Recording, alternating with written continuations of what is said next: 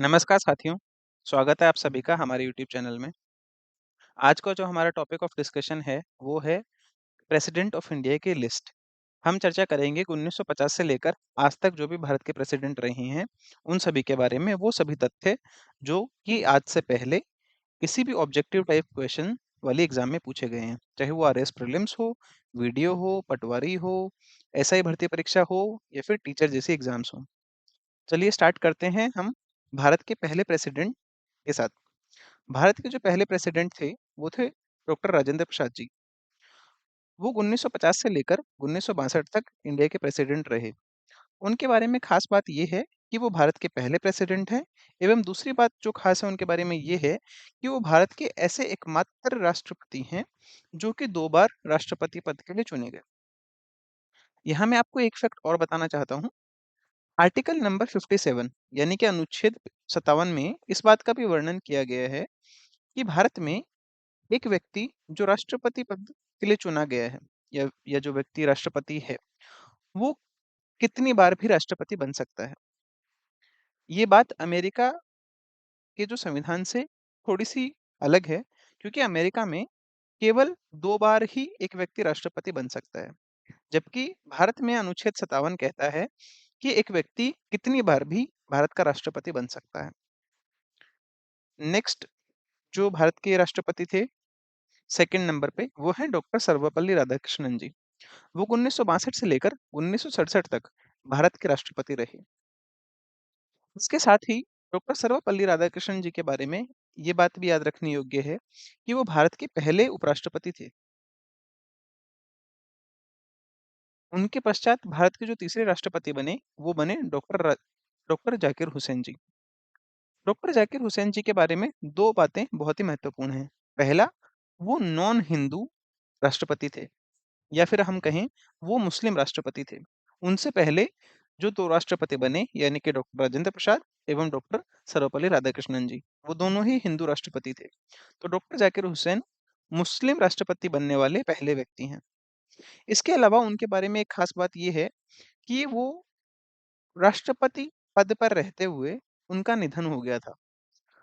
उनका कार्यकाल 1967 से लेकर 1969 तक ही रहा, जबकि अगर वो जीवित रहते तो उनका कार्यकाल 1967 से लेकर 1972 तक होता। तो उनके बारे में ये याद रखना ज़रूरी है कि वो ऐसे पहले राष्ट्रपति हैं, जिनकी मृत्यु या देहांत, निधन उनके ऑफिस के दौरान ही हो गया था, यानी उनके राष्ट्रपति रहते हुए ही हो गया था। जब किसी व्यक्ति की राष्ट्रपति पद पर रहते हुए डेथ हो जाती है, तो जब तक कि अगला चुनाव होता है राष्ट्रपति का, तब तक उपराष्ट्रपति जी भारत के राष्ट्रपति के तौर पे कार्य करते हैं, यानी कि एक्टिंग प्रेसिडेंट के तौर पे कार्य करते हैं। यदि उपराष्ट्रपति का पद भी खाली हो, तो सुप्रीम कोर्ट ऑफ इंडिया के जो चीफ जस्टिस हैं, वो राष्ट्रपति पद के तौर पर एक्टिंग कार्य करते हैं। क्योंकि जाकिर हुसैन जी की मृत्यु ऑफिस के दौरान ही हो गई थी, तो भारत के उस समय के जो उपराष्ट्रपति थे, वीवी गिरि जी, वो भारत के एक्टिंग प्रेसिडेंट बने। तो हमें ध्यान रखना ये है कि भारत के पहले एक्टिंग प्रेसिडेंट कौन थे? वीवी गिरि जी। 1969 में चूंकि जाकिर हुसैन जी की मृत्यु हो गई थी, तो दोबारा चुनाव करवाए जाने थे। इस बार वीवी गिरि जी जो उपराष्ट्रपति थे, उन्होंने कहा मैं भी राष्ट्रपति चुनाव में भाग लूंगा, तो उन्होंने एक्टिंग प्रेसिडेंट का पद खाली कर दिया। अब चूंकि राष्ट्रपति के पद पे कोई भी नहीं है, तो इसलिए उपराष्ट्रपति जी को बनाया गया वीवी गिरि जी ने भी रिजाइन कर दिया क्योंकि उन्हें चुनाव लड़ना था। ऐसी परिस्थिति में सुप्रीम कोर्ट के जो उस समय के जो चीफ जस्टिस थे, मोहम्मद हिदायतुल्लाह जी, वो भारत के दूसरे एक्टिंग प्रेसिडेंट बने जाकिर हुसैन जी की मृत्यु के बाद। 1969 में चुनाव करवाए गए। चुनाव में वीवी गिरि जी जीत कर आए। ध्यान रखने वाली बात यह है, वीवी गिरि जी भारत के एकमात्र ऐसे राष्ट्रपति हैं जिनके चुनाव में सेकेंड राउंड ऑफ वोटिंग हुई थी। हमें ये ध्यान रखना है कि उनके चुनाव में सेकेंड राउंड ऑफ वोटिंग हुई थी। सेकेंड राउंड ऑफ वोटिंग से क्या मतलब है? राष्ट्रपति बनने के लिए किसी भी उम्मीदवार को 50% से ज्यादा वोट सिक्योर करने जरूरी हैं।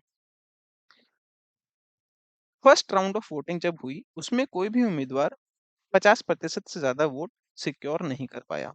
ऐसी परिस्थिति में क्या होता है कि जिस व्यक्ति को सबसे कम वोट प्राप्त होते हैं, उनका बैलेट कैंसल कर दिया जाता है और उनके सेकंड प्रेफ़रेंस जो वोट हैं, वो अन्य राष्ट्रपति के जो उम्मीदवार हैं, उनके फर्स्ट प्रेफ़रेंस वोट में ट्रांसफ़र कर दिए जाते हैं।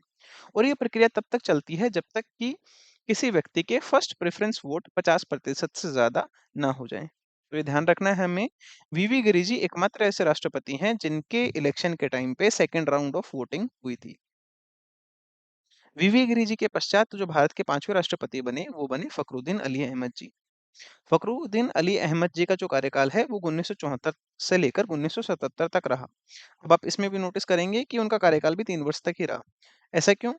वो भारत के दूसरे ऐसे राष्ट्रपति हैं, जिनकी मृत्यु, जिनका निधन ऑफ़िस के दौरान ही हो गया था। इसके अलावा उनके बारे में ये ख़ास बात भी है कि वो भारत के सेकंड ऐसे राष्ट्रपति हैं, जो नॉन हिंदू या फिर मुस्लिम कम्युनिटी से आते हैं।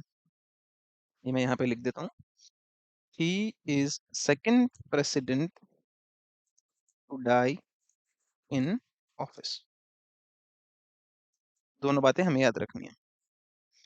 जब फ़खरुद्दीन अली अहमद जी की ऑफिस के दौरान ही मृत्यु हो गई थी, तो उस समय बीडी जट्टी जी भारत के एक्टिंग प्रेसिडेंट बने। तो इस प्रकार भारत में आज तक 3 एक्टिंग प्रेसिडेंट रही हैं, वीवी गिरि जी, मोहम्मद हिदायतुल्लाह जी एवं बीडी जट्टी जी। 1977 के चुनाव में नीलम संजीव रेड्डी जी विजयी हुए। इसका एक मुख्य कारण ये भी है कि उस टाइम पे कोई भी ऑपोजिशन का कैंडिडेट ही नहीं था। वो एकमात्र ऐसे प्रेसिडेंट हैं जिनके चुनाव में कोई भी ऑपोजिशन का कैंडिडेट नहीं था और वो अनअपोज्ड बिना किसी बाधा के और किसी विरोध के वो भारत के राष्ट्रपति बने। ये फैक्ट हमें विशेष तौर पर ध्यान रखना है। 1977 से लेकर 82 तक नीलम संजीव रेड्डी जी राष्ट्रपति रहे। उसके पश्चात ज्ञानी जैल सिंह जी 1982 से लेकर 1987 तक भारत के राष्ट्रपति रहे। उनके पश्चात आर वेंकटरमण जी यानी रामास्वामी वेंकटरमण जी 1987 से लेकर 1992 तक भारत के राष्ट्रपति रहे। उनके पश्चात शंकर दयाल शर्मा जी 1992 से लेकर 1997 तक भारत के राष्ट्रपति रहे। भारत के 10वें राष्ट्रपति के तौर पर के आर नारायण जी 1997 से लेकर 2002 तक भारत के राष्ट्रपति पद पर रहे। इसके पश्चात भारत के 11वें राष्ट्रपति के तौर पर डॉक्टर एपीजे अब्दुल कलाम साहब यानी कि अबुल पाकिर जैनुलाब्दीन अब्दुल कलाम साहब 2002 से लेकर 2007 तक भारत के 11वें राष्ट्रपति के तौर पर रहे। उनके बारे में एक खास बात यह है कि वो राष्ट्रपति पद से पहले एक इसरो और डीआरडीओ के साइंटिस्ट के तौर पे भी उन्होंने काम किया था। उनका जो मुख्य वर्किंग एरिया था वो था भारत की जो 5 प्रमुख मिसाइलें हैं उनका निर्माण करना। अग्नि, पृथ्वी, आकाश, त्रिशूल और नाग जैसी जो मिसाइलें हैं, वो डॉक्टर एपीजे अब्दुल कलाम साहब के निर्देश में ही उनके मार्गदर्शन में ही बनाई गई थी। उन्होंने भारत के 11वें राष्ट्रपति के तौर पर काम किया। अब्दुल कलाम साहब को भारत रत्न से भी सम्मानित किया गया है। उनके पश्चात भारत के 12वें राष्ट्रपति के तौर पे प्रतिभा देवी पाटिल जी ने शपथ ली। उनका कार्यकाल 2007 से लेकर 2012 तक रहा। उनके बारे में हमें एक बात जो याद रखनी है, आपने नोटिस किया होगा प्रतिभा देवी पाटिल जी से पहले कोई भी महिला राष्ट्रपति नहीं थे। प्रतिभा देवी पाटिल जी भारत की पहली महिला राष्ट्रपति रही हैं।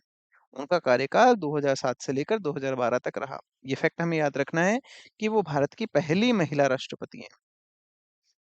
उनके पश्चात 13वें नॉट प्रधानमंत्री, राष्ट्रपति के तौर पे प्रणब मुखर्जी ने शपथ ली। उनका कार्यकाल 2012 से लेकर 2017 तक रहा। 14वें राष्ट्रपति के तौर पर रामनाथ कोविंद जी ने 2017 में शपथ ली और वो 2022 तक राष्ट्रपति रहे। वो भारत के ऐसे पहले राष्ट्रपति हैं जो एससी कम्युनिटी से आते हैं। वर्तमान समय में जो भारत के राष्ट्रपति हैं वो हैं द्रौपदी मुर्मू जी। वो राष्ट्रपति क्रम में 15वें नंबर पे आती हैं। उनके बारे में एक खास बात ये है कि वो भारत की सेकंड महिला राष्ट्रपति हैं। पहली महिला राष्ट्रपति थी प्रतिभा पाटिल जी, वो और द्रौपदी मुर्मू जी हैं सेकंड महिला राष्ट्रपति। द्रौपदी मुर्मू जी राष्ट्रपति बनने से पहले झारखंड की गवर्नर भी रह चुकी हैं। उनका जो मूल निवास स्थान है वो उड़ीसा है। इस प्रकार हमने 15 राष्ट्रपतियों की लिस्ट देखी एवं साथ में 3 एक्टिंग राष्ट्रपतियों के बारे में चर्चा की। इसके साथ ही हमने आर्टिकल नंबर 57 के बारे में चर्चा की और साथ में हमने राष्ट्रपतियों के बारे में कुछ इम्पोर्टेंट फैक्ट्स के बारे में भी चर्चा की। आई होप आपको ये वीडियो पसंद आया होगा। मिलते हैं नेक्स्ट वीडियो में।